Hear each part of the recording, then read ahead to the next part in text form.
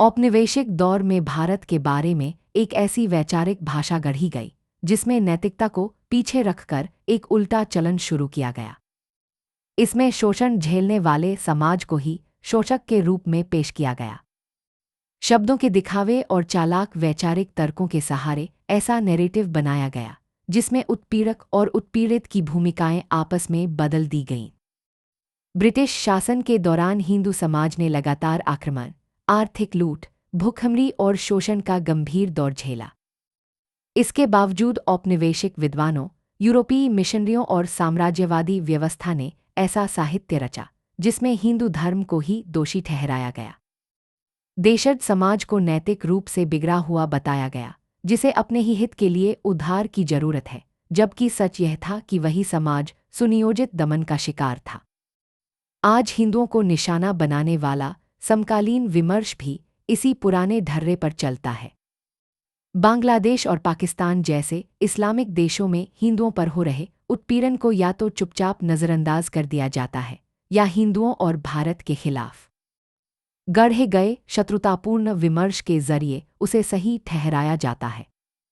हिंदू पीड़ा की वास्तविकता को स्वीकारने के बजाय पूरा तंत्र लोगों का ध्यान भटकाने में लगा रहता है, जिससे कट्टर इस्लामिस्ट व्यवस्था किसी भी जवाबदेही से बच निकलती है। पिछले एक दशक में वामतंत्र का सबसे खतरनाक दावा यह रहा है कि भारत में हिंदू कट्टरता बढ़ रही है और अल्पसंख्यकों पर अत्याचार हो रहा है। वैचारिक झुकाव से प्रेरित तथाकथित धार्मिक स्वतंत्रता रिपोर्टें, चुनिंदा सूचकांक और पक्षपाती पश्चिमी मीडिया कवरेज भारत के सभ्यतागत पुनर्जागरण को हिंदू बहुसंख्यकवाद के रूप में पेश करते हैं ताकि हिंदू समाज को लगातार आत्मग्लानि में रखा जा सके। बांग्लादेश में कथित ब्लास्फेमी के आरोपों के बाद दीपू चंद्र दास की नृशंस हत्या ने एक बार फिर इसी पैटर्न को उजागर किया है। अब इससे भी अधिक खतरनाक रणनीति सामने आ रही है। भारत, पाकिस्तान और बांग्लादेश को दक्षिण एशियाई असहिष्णुता के एक ही फ्रेम में रख देना। इस तरह की फ्रेमिंग न केवल हिंसा को धुंधला करती है बल्कि परोक्ष रूप से उसे सही भी ठहराती है। इसके साथ ही हिंदुओं को संगठित होने, खुलकर बोलने या राजनीतिक रूप से अपनी बात रखने के अधिकार से भी वंचित किया जाता है। जैसे ही हिंदू अपने अधिकारों के लिए आवाज़ उठाते हैं, उन्हें तुरंत अल्पसंख्यक विरोधी करार दे दिया जाता है।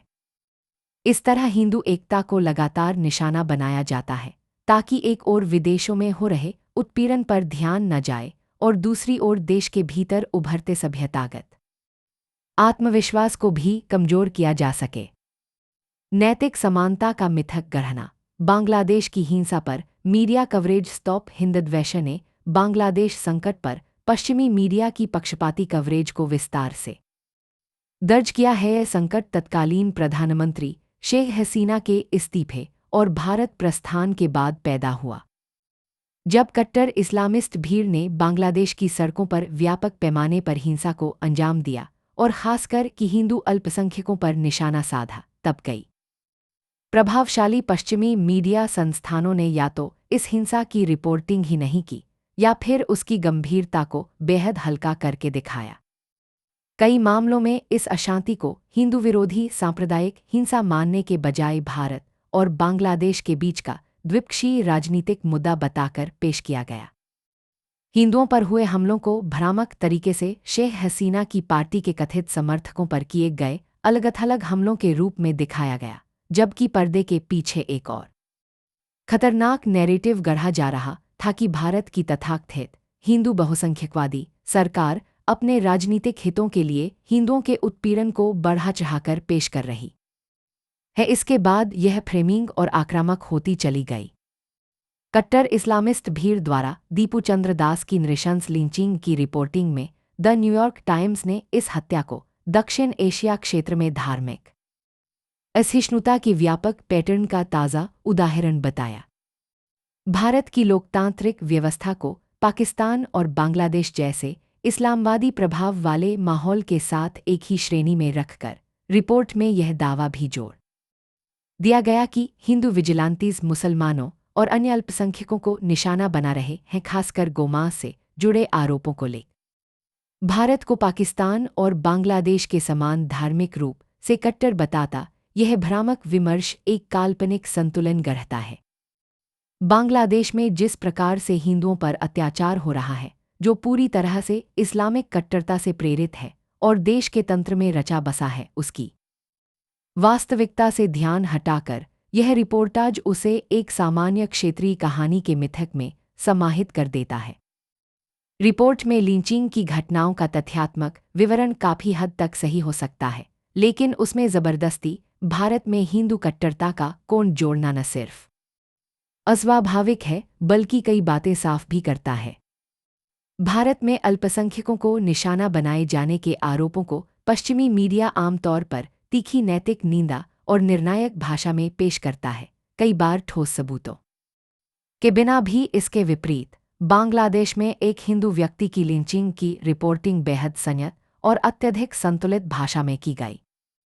यह अंतर बताता है कि घटनाओं से ज्यादा महत्व उस फ्रेम को दिया जाता है जिसमें उन्हें पेश किया जा रहा है। जिस व्यक्ति की निर्ममता से हत्या कर उसकी लाश को सार्वजनिक रूप से पेड़ से बांधकर जला दिया गया और तमाशबीनों ने इस भयावह दृश्य का वीडियो बनाया, उस जघन्य अपराध को लेकर न्यूयॉर्क टाइम्स की रिपोर्ट में जरा भी नैतिक आक्रोश नहीं दिखाई देता। यह अपने आप में चौंकाने वाली बात है। बांग्लादेश में हिंदुओं के उत्पीड़न के ऐतिहासिक संदर्भ पर रिपोर्ट में कोई गंभीर चर्चा नहीं है।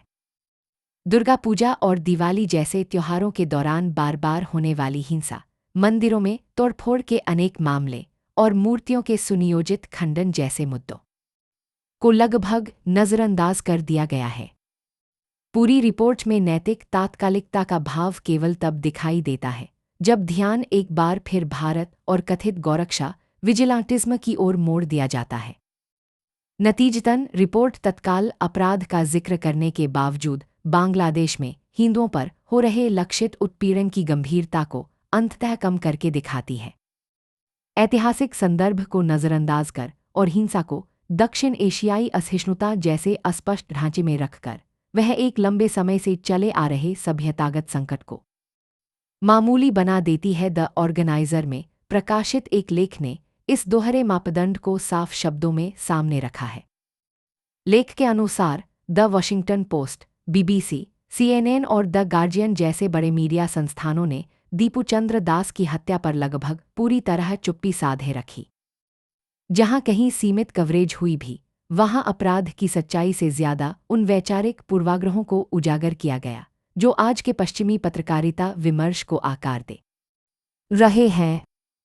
दीपू दास की लिंचिंग के बाद ध्यान भटकाना और चुनिंदा चुप्पी बांग्लादेश में कट्टर इस्लामिस्ट भीड़ द्वारा दीपू चंद्र दास की निर्मम हत्या से जुड़ी वीडियो फुटेज जैसे ही सोशल मीडिया पर फैलने लगी, भारत के वामपंथी टिप्पणीकारों, पत्रकारों और स्वयंभू बुद्धिजीवियों ने तुरंत इस मुद्दे से लोगों का ध्यान भटकाने की मुहिम छेड़ दी। वामोदारवादी तंत्र ने आनन फानन में एक ऐसा नैरेटिव गढ़ डाला जो भारत में अल्पसंख्यकों पर तथाकथित रूप से होने वाले अत्याचारों की ओर लोगों का ध्यान मोड़ने पर केंद्रित था।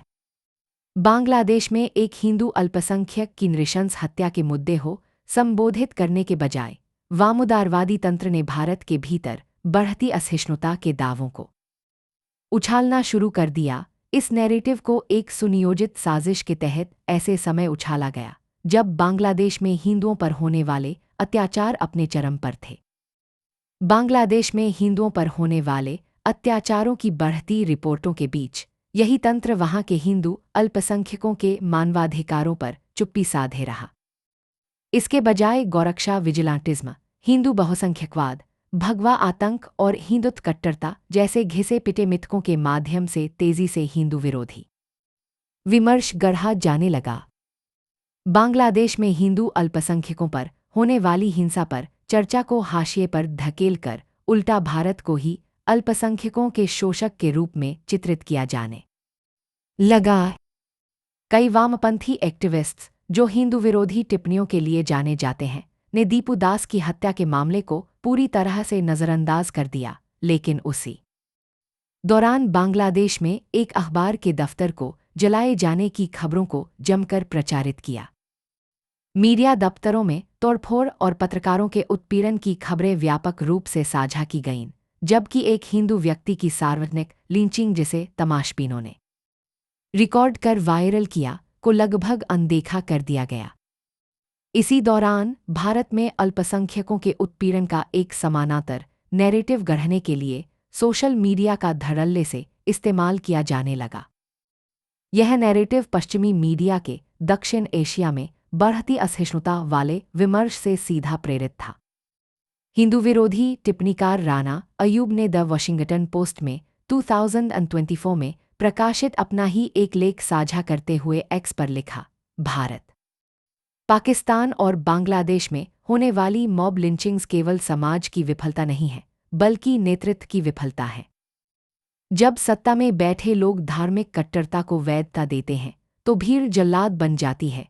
पत्रकार सबा नकवी ने भी कुछ इसी तरह का रुख अपनाया। उन्होंने डेक्कन हेराल्ड में पहले प्रकाशित अपना एक कॉलम साझा किया और बांग्लादेश की अशांति को पूरे दक्षिण एशिया के एक व्यापक रुझान का हिस्सा बताकर पेश किया।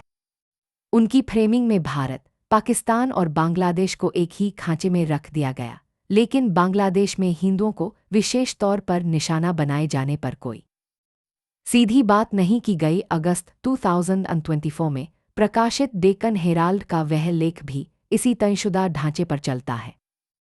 उसमें भारत में अल्पसंख्यकों के साथ होने वाले दुर्व्यवहार पर चिंता जताई गई, लेकिन बांग्लादेश में हिंदू अल्पसंख्यकों को बार बार निशाना बनाने वाले कट्टर इस्लामिस्ट तंत्र को लेकर पूरी तरह से चुप्पी साध ली गई।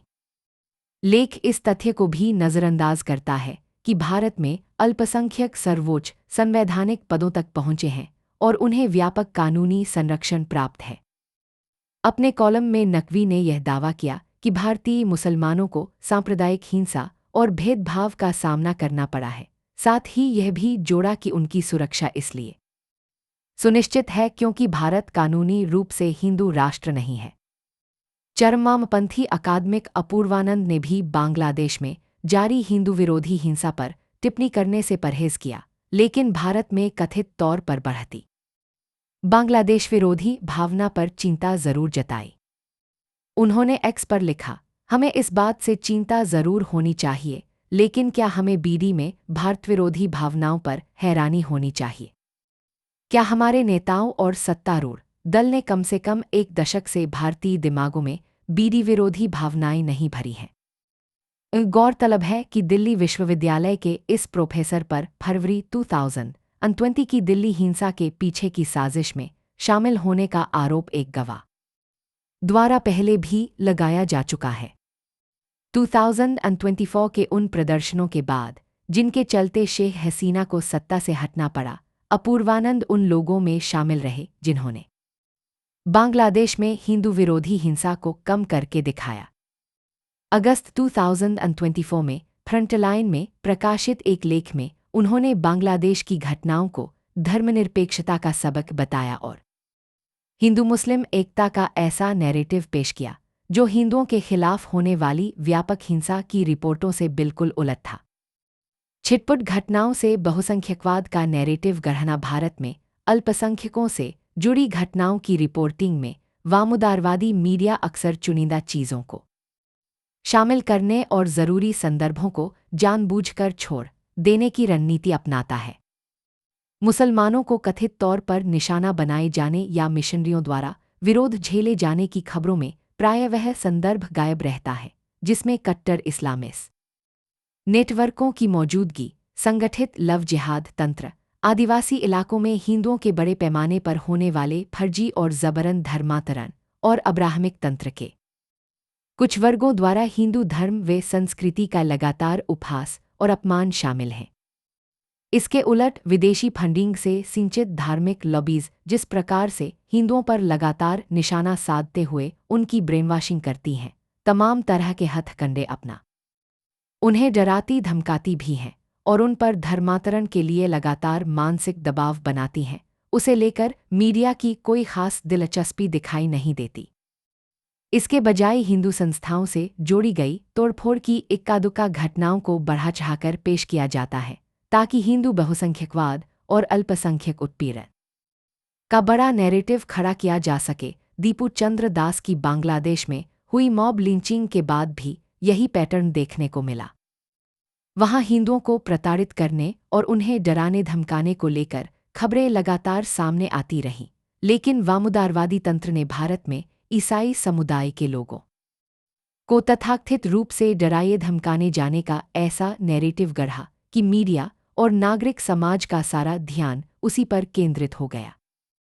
मीडिया रिपोर्टों में असम के एक स्कूल में क्रिसमस ईव पर की गई सजावट में तोड़फोड़ के आरोप में एक हिंदू संगठन के सदस्यों की गिरफ्तारी को प्रमुखता से दिखाया गया। इसी तरह छत्तीसगढ़ के रायपुर से आई खबरों में एक स्थानीय मॉल में क्रिसमस सजावट को नुकसान पहुंचाने के कथित मामलों को उछाला गया। ये घटनाएं बहुत जल्दी मीडिया सुर्खियों में छा गईं। किसी भी समुदाय के खिलाफ हिंसा का प्रयोग करना या उससे जुड़े लोगों को डराना धमकाना निंदनीय है और संवैधानिक लोकतंत्र में इस प्रकार के कृत्यों की कोई जगह नहीं हो सकती। लेकिन कुछ गिनीचुनी घटनाओं के आधार पर हिंदू कट्टरता का एक व्यापक नैरेटिव गढ़ देना ऐसा करने वालों की मंशा पर कई सवाल खड़े करता है। जब अल्पसंख्यक समुदायों के सदस्यों पर जबरन धर्मांतरण कराने या हिंदुओं को परेशान करने के आरोप लगते हैं, जिनमें कभी कभी डराना धमकाना या हिंसा भी शामिल होते हैं, तो मीडिया अक्सर उस घटना को अल्पसंख्यक पीड़ितत्व के लेंस से दिखाता है। उल्टा ऐसे मामलों में शिकायत करने वालों की मंशा पर ही सवाल उठाए जाते हैं या उन्हें हिंदुत्व एजेंडा आगे बढ़ाने वाला बताया जाता है, जबकि धर्मांतरण के विरोध को वैचारिक शत्रुता के रूप में पेश किया जाता है। सबसे अजीब बात तो यह है कि कथित अपराधी की पहचान के साथ ही घटना को प्रस्तुत करने का लेंस भी पूरी तरह से बदल जाता है, जिससे वामोदारवादी तंत्र का हिंदू विरोधी रवैया और उसके दोहरे मानदंड स्पष्ट रूप से उजागर होते हैं। 2025 के दौरान मीडिया रिपोर्टों में देश के अलग अलग हिस्सों में क्रिसमस सजावट में तोड़फोड़ की कुछ गिनीचुनी घटनाओं को बार बार उछाला गया और उन्हें ईसाइयों के व्यापक उत्पीड़न के सबूत के रूप में पेश किया गया। इस बेहद आक्रामक और अतिशयोक्तिपूर्ण एक तरफा कवरेज से यह धारणा मजबूत होती चली गई कि भारत में ईसाई अल्पसंख्यकों पर अत्याचार ढाए जाते हैं। दूसरी तरफ भारत भर में शांतिपूर्ण ढंग से मनाए गए क्रिसमस समारोहों की कवरेज में मीडिया की कोई खास दिलचस्पी नहीं दिखी। देश के कई हिस्सों में क्रिसमस का त्योहार बिना किसी अराजक घटना के शांतिपूर्ण ढंग से मनाया गया। हिंदू परिवारों ने क्रिसमस ट्री सजाकर इस पर्व में खुलकर हिस्सा लिया और बच्चों को बड़े चाव से सांता क्लॉज की पोशाक पहनाई गई, लेकिन ऐसे दृश्य शायद ही मीडिया कवरेज का हिस्सा बने। इसके बजाय चुनिंदा घटनाओं को इस तरह सामने रखा गया कि सार्वजनिक हिंदू अभिव्यक्ति और हिंदू मुद्दों पर पैरवी को ही संदेह के दायरे में ला दिया गया। इसी मीडिया परिदृश्य में क्रिसमस से जुड़ी इन घटनाओं को ठीक उसी समय प्रमुखता दी गई जब बांग्लादेश में हिंदुओं के खिलाफ होने वाली हिंसा अपने चरम पर थी। दीपू चंद्र दास की हत्या के कुछ ही दिनों बाद भारत का न्यूज़ और सोशल मीडिया चक्र भारत के भीतर होने वाले तथाकथित अल्पसंख्यक उत्पीड़न के विमर्श से भर गया। इसका सीधा नतीजा यह निकला कि बांग्लादेश में हुए हिंदू उत्पीड़न की घटनाएं हाशिए पर चली गईं। यही नहीं, उन घटनाओं के संदर्भ में हिंदुओं की प्रतिक्रिया को नैतिक रूप से संदिग्ध दिखाया जाने लगा।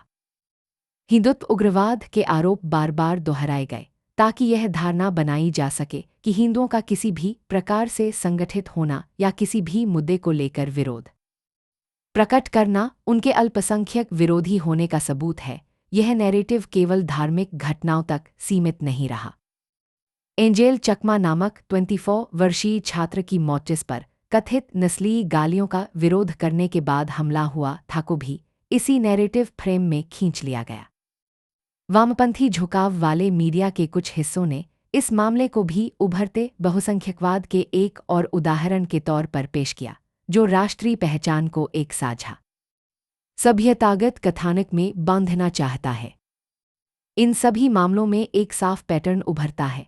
छिटपुट घटनाओं को बढ़ा चढ़ाकर व्यापक वैचारिक नैरेटिव बना दिया जाता है, जबकि हिंदुओं के खिलाफ संगठित रूप से और लगातार होने वाली हिंसा को या तो हल्का करके पेश किया जाता है या पूरी तरह से नज़रअंदाज कर दिया जाता है।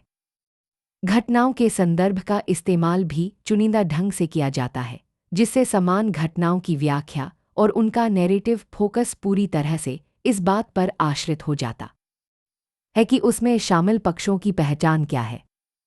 अल्पसंख्यक दमन के नैरेटिव की पोल खोलना। जब पाकिस्तान ने हाल ही में भारत में ईसाइयों और मुसलमानों को निशाना बनाकर किए जा रहे कथित विजिलांटे हमलों पर चिंता जताई तो मानो विडंबना अपने चरम पर पहुंच गई।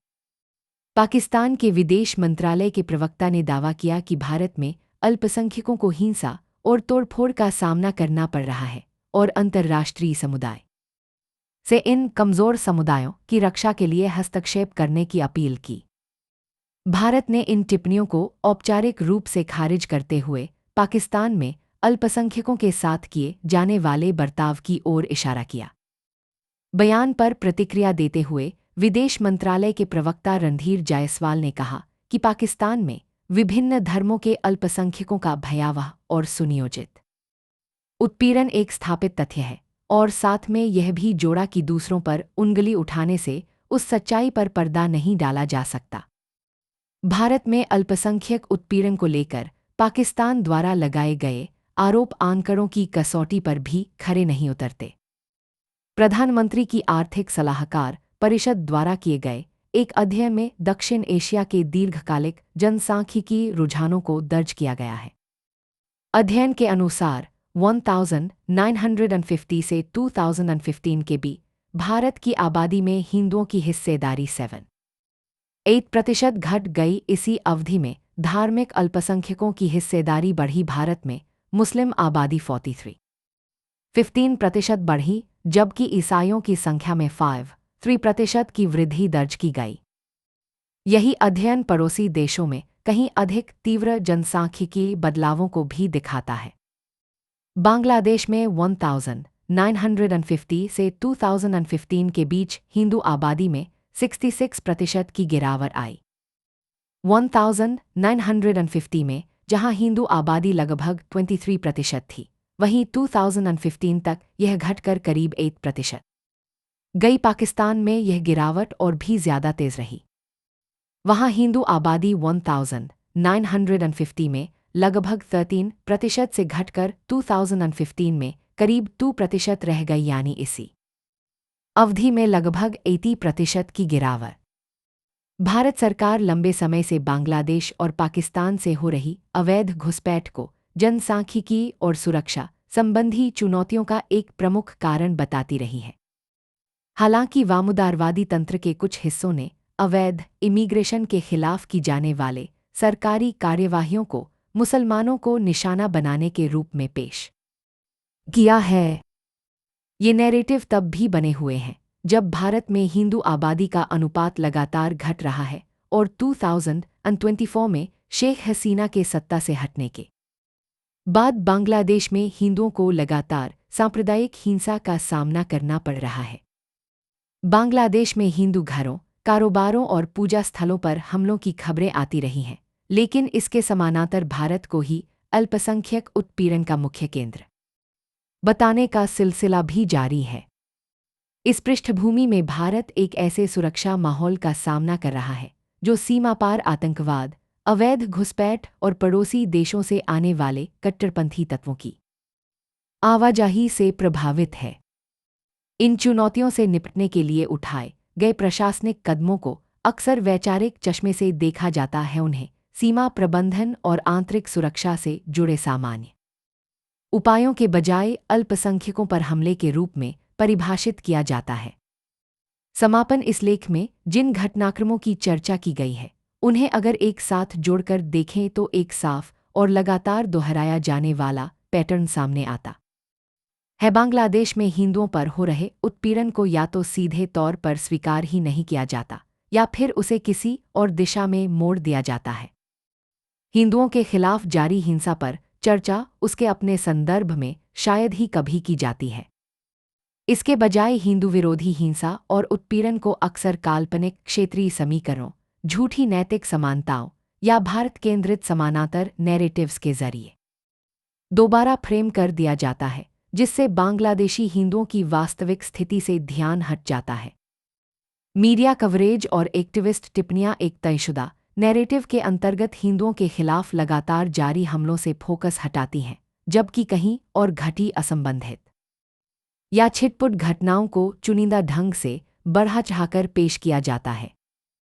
इसी संदर्भ में बांग्लादेश में हिंदुओं के मानवाधिकारों की रक्षा के लिए संयुक्त राष्ट्र के तत्काल हस्तक्षेप की वीएचपी की मांग उन गिने चुने प्रयासों में से एक है जो सीधे जवाबदेही तय करने की कोशिश करती है।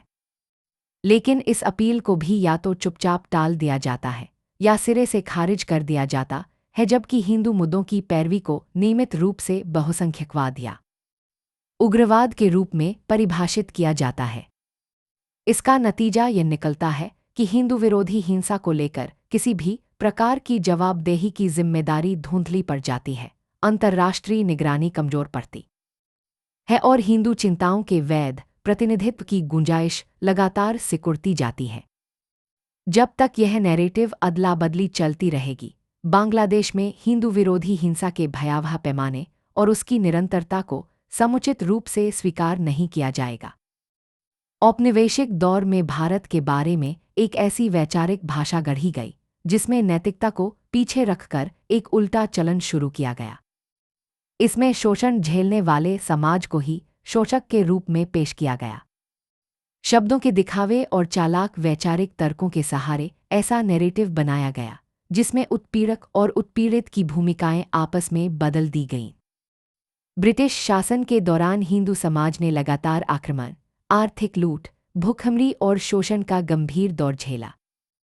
इसके बावजूद औपनिवेशिक विद्वानों, यूरोपीय मिशनरियों और साम्राज्यवादी व्यवस्था ने ऐसा साहित्य रचा जिसमें हिंदू धर्म को ही दोषी ठहराया गया। देशज समाज को नैतिक रूप से बिगड़ा हुआ बताया गया जिसे अपने ही हित के लिए उद्धार की जरूरत है, जबकि सच यह था कि वही समाज सुनियोजित दमन का शिकार था। आज हिंदुओं को निशाना बनाने वाला समकालीन विमर्श भी इसी पुराने ढर्रे पर चलता है।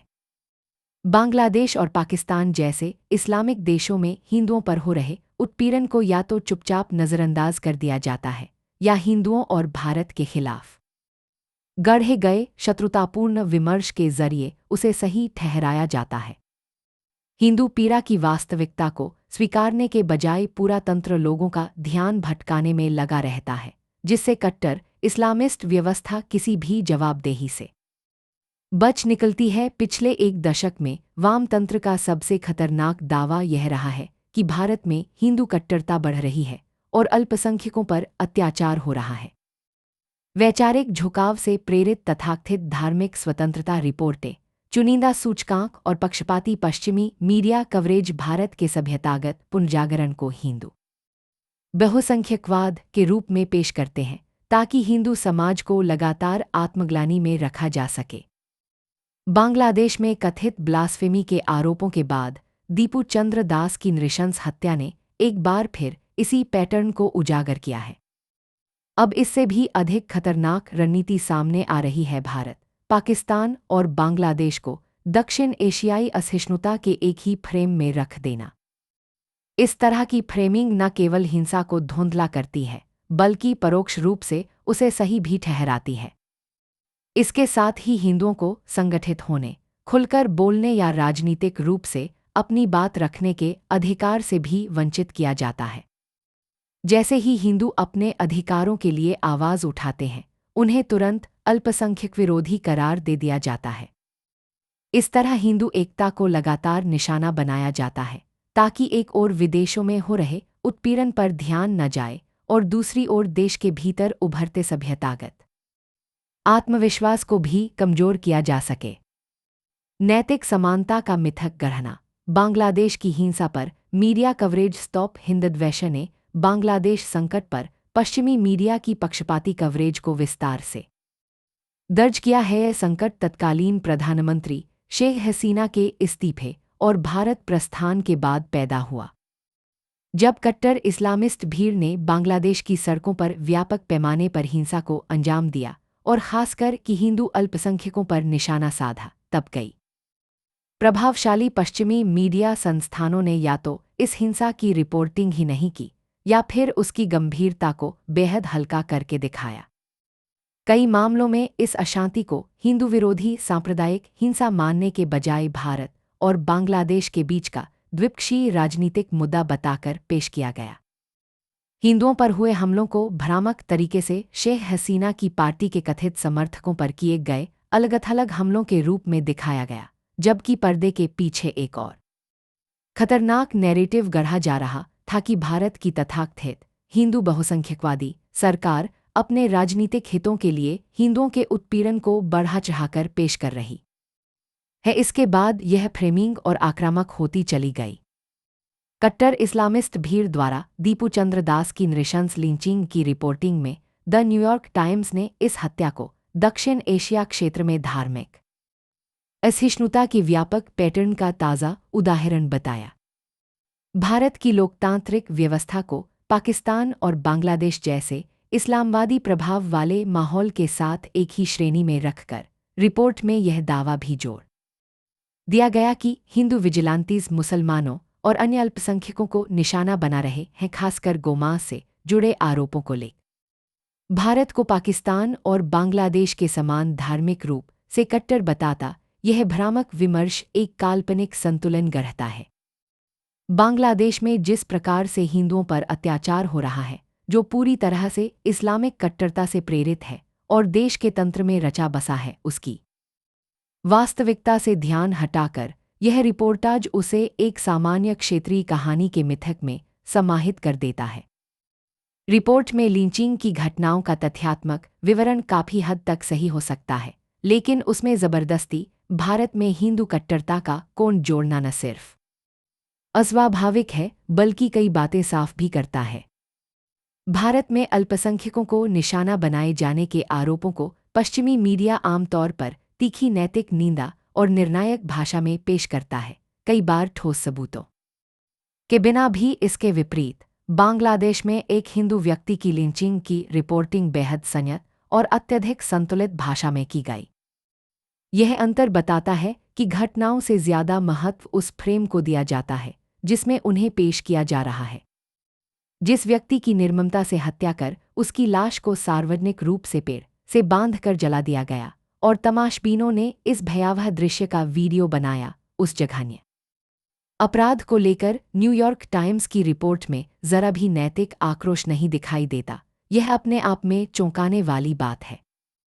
बांग्लादेश में हिंदुओं के उत्पीड़न के ऐतिहासिक संदर्भ पर रिपोर्ट में कोई गंभीर चर्चा नहीं है। दुर्गा पूजा और दिवाली जैसे त्योहारों के दौरान बार बार होने वाली हिंसा, मंदिरों में तोड़फोड़ के अनेक मामले और मूर्तियों के सुनियोजित खंडन जैसे मुद्दों को लगभग नज़रअंदाज कर दिया गया है। पूरी रिपोर्ट में नैतिक तात्कालिकता का भाव केवल तब दिखाई देता है जब ध्यान एक बार फिर भारत और कथित गौरक्षा विजिलांटिज्म की ओर मोड़ दिया जाता है। नतीजतन रिपोर्ट तत्काल अपराध का जिक्र करने के बावजूद बांग्लादेश में हिंदुओं पर हो रहे लक्षित उत्पीड़न की गंभीरता को अंततः कम करके दिखाती है। ऐतिहासिक संदर्भ को नज़रअंदाज कर और हिंसा को दक्षिण एशियाई असहिष्णुता जैसे अस्पष्ट ढांचे में रखकर वह एक लंबे समय से चले आ रहे सभ्यतागत संकट को मामूली बना देती है। द ऑर्गेनाइजर में प्रकाशित एक लेख ने इस दोहरे मापदंड को साफ शब्दों में सामने रखा है। लेख के अनुसार the Washington post, BBC, CNN और द गार्जियन जैसे बड़े मीडिया संस्थानों ने दीपू चंद्र दास की हत्या पर लगभग पूरी तरह चुप्पी साधे रखी। जहां कहीं सीमित कवरेज हुई भी, वहां अपराध की सच्चाई से ज्यादा उन वैचारिक पूर्वाग्रहों को उजागर किया गया जो आज के पश्चिमी पत्रकारिता विमर्श को आकार दे रहे हैं। दीपू दास की लिंचिंग के बाद ध्यान भटकाना और चुनिंदा चुप्पी बांग्लादेश में कट्टर इस्लामिस्ट भीड़ द्वारा दीपू चंद्र दास की निर्मम हत्या से जुड़ी वीडियो फुटेज जैसे ही सोशल मीडिया पर फैलने लगी, भारत के वामपंथी टिप्पणीकारों, पत्रकारों और स्वयंभू बुद्धिजीवियों ने तुरंत इस मुद्दे से लोगों का ध्यान भटकाने की मुहिम छेड़ दी। वामोदारवादी तंत्र ने आनन फानन में एक ऐसा नैरेटिव गढ़ डाला जो भारत में अल्पसंख्यकों पर तथाकथित रूप से होने वाले अत्याचारों की ओर लोगों का ध्यान मोड़ने पर केंद्रित था। बांग्लादेश में एक हिंदू अल्पसंख्यक की नृशंस हत्या के मुद्दे हो संबोधित करने के बजाय वामोदारवादी तंत्र ने भारत के भीतर बढ़ती असहिष्णुता के दावों को उछालना शुरू कर दिया। इस नैरेटिव को एक सुनियोजित साजिश के तहत ऐसे समय उछाला गया जब बांग्लादेश में हिंदुओं पर होने वाले अत्याचार अपने चरम पर थे। बांग्लादेश में हिंदुओं पर होने वाले अत्याचारों की बढ़ती रिपोर्टों के बीच यही तंत्र वहां के हिंदू अल्पसंख्यकों के मानवाधिकारों पर चुप्पी साधे रहा। इसके बजाय गोरक्षा विजिलांटिज्म, हिंदू बहुसंख्यकवाद, भगवा आतंक और हिंदुत्व कट्टरता जैसे घिसे पिटे मिथकों के माध्यम से तेजी से हिंदू विरोधी विमर्श गढ़ा जाने लगा। बांग्लादेश में हिंदू अल्पसंख्यकों पर होने वाली हिंसा पर चर्चा को हाशिए पर धकेलकर उल्टा भारत को ही अल्पसंख्यकों के शोषक के रूप में चित्रित किया जाने लगा। कई वामपंथी एक्टिविस्ट्स जो हिंदू विरोधी टिप्पणियों के लिए जाने जाते हैं ने दीपू दास की हत्या के मामले को पूरी तरह से नज़रअंदाज कर दिया, लेकिन उसी दौरान बांग्लादेश में एक अखबार के दफ्तर को जलाए जाने की खबरों को जमकर प्रचारित किया। मीडिया दफ्तरों में तोड़फोड़ और पत्रकारों के उत्पीड़न की खबरें व्यापक रूप से साझा की गईं, जबकि एक हिंदू व्यक्ति की सार्वजनिक लिंचिंग जिसे तमाशबीनों ने रिकॉर्ड कर वायरल किया को लगभग अनदेखा कर दिया गया। इसी दौरान भारत में अल्पसंख्यकों के उत्पीड़न का एक समानांतर नैरेटिव गढ़ने के लिए सोशल मीडिया का धड़ल्ले से इस्तेमाल किया जाने लगा। यह नैरेटिव पश्चिमी मीडिया के दक्षिण एशिया में बढ़ती असहिष्णुता वाले विमर्श से सीधा प्रेरित था। हिंदू विरोधी टिप्पणीकार राना अयूब ने द वॉशिंगटन पोस्ट में 2024 में प्रकाशित अपना ही एक लेख साझा करते हुए एक्स पर लिखा, भारत, पाकिस्तान और बांग्लादेश में होने वाली मॉब लिंचिंग्स केवल समाज की विफलता नहीं है, बल्कि नेतृत्व की विफलता है। जब सत्ता में बैठे लोग धार्मिक कट्टरता को वैधता देते हैं तो भीड़ जल्लाद बन जाती है। पत्रकार सबा नकवी ने भी कुछ इसी तरह का रुख अपनाया। उन्होंने डेक्कन हेराल्ड में पहले प्रकाशित अपना एक कॉलम साझा किया और बांग्लादेश की अशांति को पूरे दक्षिण एशिया के एक व्यापक रुझान का हिस्सा बताकर पेश किया। उनकी फ्रेमिंग में भारत, पाकिस्तान और बांग्लादेश को एक ही खांचे में रख दिया गया, लेकिन बांग्लादेश में हिंदुओं को विशेष तौर पर निशाना बनाए जाने पर कोई सीधी बात नहीं की गई। अगस्त 2024 में प्रकाशित डेक्कन हेराल्ड का वह लेख भी इसी तयशुदा ढांचे पर चलता है। उसमें भारत में अल्पसंख्यकों के साथ होने वाले दुर्व्यवहार पर चिंता जताई गई, लेकिन बांग्लादेश में हिंदू अल्पसंख्यकों को बार बार निशाना बनाने वाले कट्टर इस्लामिस्ट तंत्र को लेकर पूरी तरह से चुप्पी साध ली गई। लेख इस तथ्य को भी नज़रअंदाज करता है कि भारत में अल्पसंख्यक सर्वोच्च संवैधानिक पदों तक पहुंचे हैं और उन्हें व्यापक कानूनी संरक्षण प्राप्त है। अपने कॉलम में नकवी ने यह दावा किया कि भारतीय मुसलमानों को सांप्रदायिक हिंसा और भेदभाव का सामना करना पड़ा है।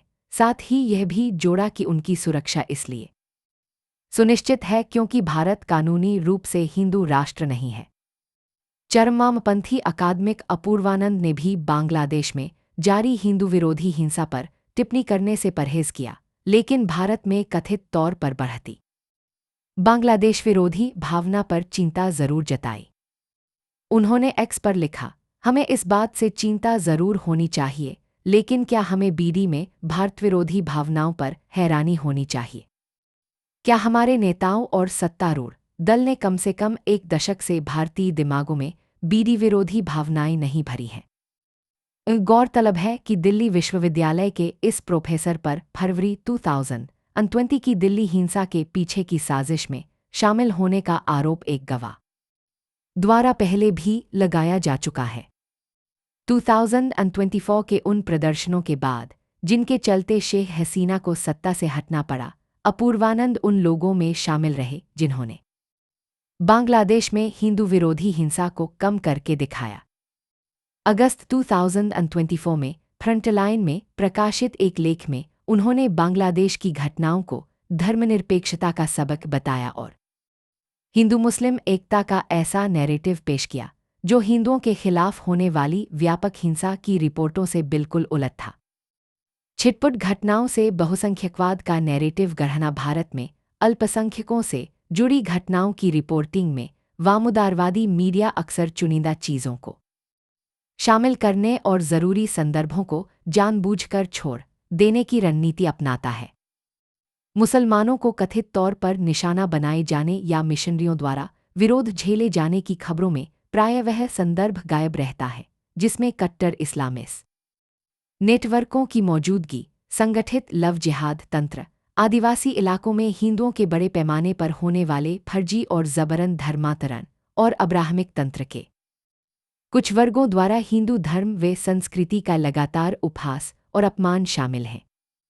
इसके उलट विदेशी फंडिंग से सिंचित धार्मिक लॉबीज जिस प्रकार से हिंदुओं पर लगातार निशाना साधते हुए उनकी ब्रेनवॉशिंग करती हैं, तमाम तरह के हथकंडे अपना उन्हें डराती धमकाती भी हैं और उन पर धर्मांतरण के लिए लगातार मानसिक दबाव बनाती हैं, उसे लेकर मीडिया की कोई खास दिलचस्पी दिखाई नहीं देती।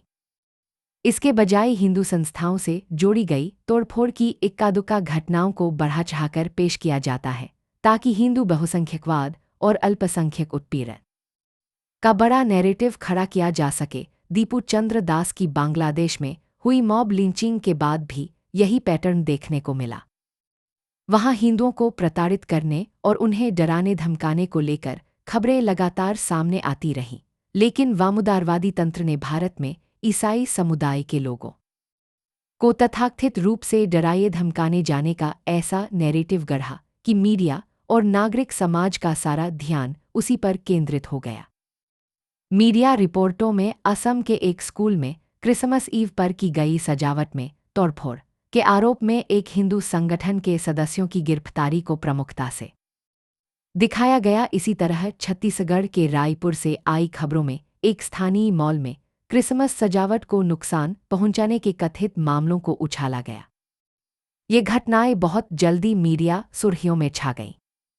किसी भी समुदाय के खिलाफ हिंसा का प्रयोग करना या उससे जुड़े लोगों को डराना धमकाना निंदनीय है और संवैधानिक लोकतंत्र में इस प्रकार के कृत्यों की कोई जगह नहीं हो सकती। लेकिन कुछ गिनीचुनी घटनाओं के आधार पर हिंदू कट्टरता का एक व्यापक नैरेटिव गढ़ देना ऐसा करने वालों की मंशा पर कई सवाल खड़े करता है। जब अल्पसंख्यक समुदायों के सदस्यों पर जबरन धर्मांतरण कराने या हिंदुओं को परेशान करने के आरोप लगते हैं, जिनमें कभी कभी डराना धमकाना या हिंसा भी शामिल होते हैं, तो मीडिया अक्सर उस घटना को अल्पसंख्यक पीड़ितत्व के लेंस से दिखाता है। उल्टा ऐसे मामलों में शिकायत करने वालों की मंशा पर ही सवाल उठाए जाते हैं या उन्हें हिंदुत्व एजेंडा आगे बढ़ाने वाला बताया जाता है, जबकि धर्मांतरण के विरोध को वैचारिक शत्रुता के रूप में पेश किया जाता है। सबसे अजीब बात तो यह है कि कथित अपराधी की पहचान के साथ ही घटना को प्रस्तुत करने का लेंस भी पूरी तरह से बदल जाता है, जिससे वामउदारवादी तंत्र का हिंदू विरोधी रवैया और उसके दोहरे मानदंड स्पष्ट रूप से उजागर होते हैं। 2025 के दौरान मीडिया रिपोर्टों में देश के अलग अलग हिस्सों में क्रिसमस सजावट में तोड़फोड़ की कुछ गिनीचुनी घटनाओं को बार बार उछाला गया और उन्हें ईसाइयों के व्यापक उत्पीड़न के सबूत के रूप में पेश किया गया। इस बेहद आक्रामक और अतिशयोक्तिपूर्ण एक तरफा कवरेज से यह धारणा मजबूत होती चली गई कि भारत में ईसाई अल्पसंख्यकों पर अत्याचार ढाए जाते हैं। दूसरी तरफ भारत भर में शांतिपूर्ण ढंग से मनाए गए क्रिसमस समारोहों की कवरेज में मीडिया की कोई खास दिलचस्पी नहीं दिखी। देश के कई हिस्सों में क्रिसमस का त्योहार बिना किसी अराजक घटना के शांतिपूर्ण ढंग से मनाया गया। हिंदू परिवारों ने क्रिसमस ट्री सजाकर इस पर्व में खुलकर हिस्सा लिया और बच्चों को बड़े चाव से सांता क्लॉज की पोशाक पहनाई गई, लेकिन ऐसे दृश्य शायद ही मीडिया कवरेज का हिस्सा बने। इसके बजाय चुनिंदा घटनाओं को इस तरह सामने रखा गया कि सार्वजनिक हिंदू अभिव्यक्ति और हिंदू मुद्दों पर पैरवी को ही संदेह के दायरे में ला दिया गया। इसी मीडिया परिदृश्य में क्रिसमस से जुड़ी इन घटनाओं को ठीक उसी समय प्रमुखता दी गई जब बांग्लादेश में हिंदुओं के खिलाफ होने वाली हिंसा अपने चरम पर थी। दीपू चंद्र दास की हत्या के कुछ ही दिनों बाद भारत का न्यूज़ और सोशल मीडिया चक्र भारत के भीतर होने वाले तथाकथित अल्पसंख्यक उत्पीड़न के विमर्श से भर गया। इसका सीधा नतीजा यह निकला कि बांग्लादेश में हुए हिंदू उत्पीड़न की घटनाएं हाशिए पर चली गईं। यही नहीं, उन घटनाओं के संदर्भ में हिंदुओं की प्रतिक्रिया को नैतिक रूप से संदिग्ध दिखाया जाने लगा। हिंदुत्व उग्रवाद के आरोप बार बार दोहराए गए ताकि यह धारणा बनाई जा सके कि हिंदुओं का किसी भी प्रकार से संगठित होना या किसी भी मुद्दे को लेकर विरोध प्रकट करना उनके अल्पसंख्यक विरोधी होने का सबूत है। यह नैरेटिव केवल धार्मिक घटनाओं तक सीमित नहीं रहा। एंजेल चकमा नामक 24 वर्षीय छात्र की मोटिस पर कथित नस्लीय गालियों का विरोध करने के बाद हमला हुआ था को भी इसी नैरेटिव फ्रेम में खींच लिया गया। वामपंथी झुकाव वाले मीडिया के कुछ हिस्सों ने इस मामले को भी उभरते बहुसंख्यकवाद के एक और उदाहरण के तौर पर पेश किया, जो राष्ट्रीय पहचान को एक साझा सभ्यतागत कथानक में बांधना चाहता है। इन सभी मामलों में एक साफ पैटर्न उभरता है। छिटपुट घटनाओं को बढ़ा चढ़ाकर व्यापक वैचारिक नैरेटिव बना दिया जाता है, जबकि हिंदुओं के खिलाफ संगठित रूप से और लगातार होने वाली हिंसा को या तो हल्का करके पेश किया जाता है या पूरी तरह से नज़रअंदाज कर दिया जाता है। घटनाओं के संदर्भ का इस्तेमाल भी चुनिंदा ढंग से किया जाता है, जिससे समान घटनाओं की व्याख्या और उनका नैरेटिव फोकस पूरी तरह से इस बात पर आश्रित हो जाता है कि उसमें शामिल पक्षों की पहचान क्या है। अल्पसंख्यक दमन के नैरेटिव की पोल खोलना जब पाकिस्तान ने हाल ही में भारत में ईसाइयों और मुसलमानों को निशाना बनाकर किए जा रहे कथित विजिलांटे हमलों पर चिंता जताई तो मानो विडंबना अपने चरम पर पहुंच गई। पाकिस्तान के विदेश मंत्रालय के प्रवक्ता ने दावा किया कि भारत में अल्पसंख्यकों को हिंसा और तोड़फोड़ का सामना करना पड़ रहा है और अंतर्राष्ट्रीय समुदाय से इन कमज़ोर समुदायों की रक्षा के लिए हस्तक्षेप करने की अपील की। भारत ने इन टिप्पणियों को औपचारिक रूप से खारिज करते हुए पाकिस्तान में अल्पसंख्यकों के साथ किए जाने वाले बर्ताव की ओर इशारा किया। बयान पर प्रतिक्रिया देते हुए विदेश मंत्रालय के प्रवक्ता रणधीर जायसवाल ने कहा कि पाकिस्तान में विभिन्न धर्मों के अल्पसंख्यकों का भयावह और सुनियोजित उत्पीड़न एक स्थापित तथ्य है, और साथ में यह भी जोड़ा कि दूसरों पर उंगली उठाने से उस सच्चाई पर पर्दा नहीं डाला जा सकता। भारत में अल्पसंख्यक उत्पीड़न को लेकर पाकिस्तान द्वारा लगाए गए आरोप आंकड़ों की कसौटी पर भी खरे नहीं उतरते।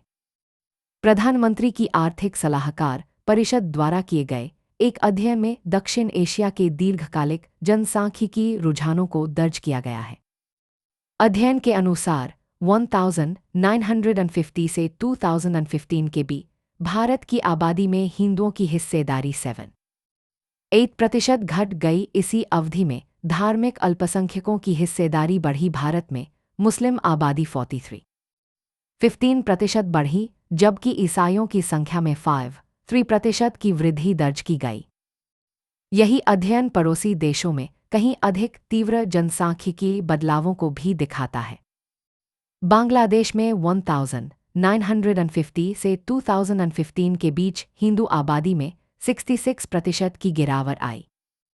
1950 में जहां हिंदू आबादी लगभग 23% थी, वहीं 2015 तक यह घटकर करीब 8% गई। पाकिस्तान में यह गिरावट और भी ज्यादा तेज रही। वहां हिंदू आबादी 1950 में लगभग 13% से घटकर 2015 में करीब 2% रह गई, यानी इसी अवधि में लगभग 80% की गिरावट।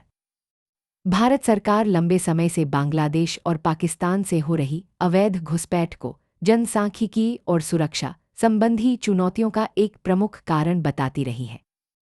हालांकि वामउदारवादी तंत्र के कुछ हिस्सों ने अवैध इमिग्रेशन के खिलाफ की जाने वाले सरकारी कार्यवाहियों को मुसलमानों को निशाना बनाने के रूप में पेश किया है। ये नैरेटिव तब भी बने हुए हैं जब भारत में हिंदू आबादी का अनुपात लगातार घट रहा है और 2024 में शेख हसीना के सत्ता से हटने के बाद बांग्लादेश में हिंदुओं को लगातार सांप्रदायिक हिंसा का सामना करना पड़ रहा है।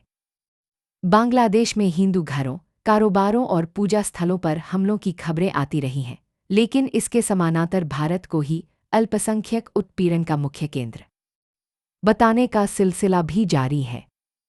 इस पृष्ठभूमि में भारत एक ऐसे सुरक्षा माहौल का सामना कर रहा है जो सीमापार आतंकवाद, अवैध घुसपैठ और पड़ोसी देशों से आने वाले कट्टरपंथी तत्वों की आवाजाही से प्रभावित है। इन चुनौतियों से निपटने के लिए उठाए गए प्रशासनिक कदमों को अक्सर वैचारिक चश्मे से देखा जाता है। उन्हें सीमा प्रबंधन और आंतरिक सुरक्षा से जुड़े सामान्य उपायों के बजाय अल्पसंख्यकों पर हमले के रूप में परिभाषित किया जाता है। समापन इस लेख में जिन घटनाक्रमों की चर्चा की गई है उन्हें अगर एक साथ जोड़कर देखें तो एक साफ और लगातार दोहराया जाने वाला पैटर्न सामने आता है। बांग्लादेश में हिंदुओं पर हो रहे उत्पीड़न को या तो सीधे तौर पर स्वीकार ही नहीं किया जाता या फिर उसे किसी और दिशा में मोड़ दिया जाता है। हिंदुओं के खिलाफ जारी हिंसा पर चर्चा उसके अपने संदर्भ में शायद ही कभी की जाती है। इसके बजाय हिंदू विरोधी हिंसा और उत्पीड़न को अक्सर काल्पनिक क्षेत्रीय समीकरणों, झूठी नैतिक समानताओं या भारत केंद्रित समानांतर नैरेटिव्स के जरिए दोबारा फ्रेम कर दिया जाता है, जिससे बांग्लादेशी हिंदुओं की वास्तविक स्थिति से ध्यान हट जाता है। मीडिया कवरेज और एक्टिविस्ट टिप्पणियां एक तयशुदा नैरेटिव के अंतर्गत हिंदुओं के खिलाफ लगातार जारी हमलों से फोकस हटाती हैं, जबकि कहीं और घटी असंबंधित या छिटपुट घटनाओं को चुनिंदा ढंग से बढ़ा चढ़ाकर पेश किया जाता है। इसी संदर्भ में बांग्लादेश में हिंदुओं के मानवाधिकारों की रक्षा के लिए संयुक्त राष्ट्र के तत्काल हस्तक्षेप की वीएचपी की मांग उन गिने चुने प्रयासों में से एक है जो सीधे जवाबदेही तय करने की कोशिश करती है। लेकिन इस अपील को भी या तो चुपचाप टाल दिया जाता है या सिरे से खारिज कर दिया जाता है, जबकि हिंदू मुद्दों की पैरवी को नियमित रूप से बहुसंख्यकवाद या उग्रवाद के रूप में परिभाषित किया जाता है। इसका नतीजा यह निकलता है कि हिंदू विरोधी हिंसा को लेकर किसी भी प्रकार की जवाबदेही की जिम्मेदारी धुंधली पड़ जाती है, अंतर्राष्ट्रीय निगरानी कमजोर पड़ती है और हिंदू चिंताओं के वैध प्रतिनिधित्व की गुंजाइश लगातार सिकुड़ती जाती है। जब तक यह नैरेटिव अदला बदली चलती रहेगी, बांग्लादेश में हिंदू विरोधी हिंसा के भयावह पैमाने और उसकी निरंतरता को समुचित रूप से स्वीकार नहीं किया जाएगा।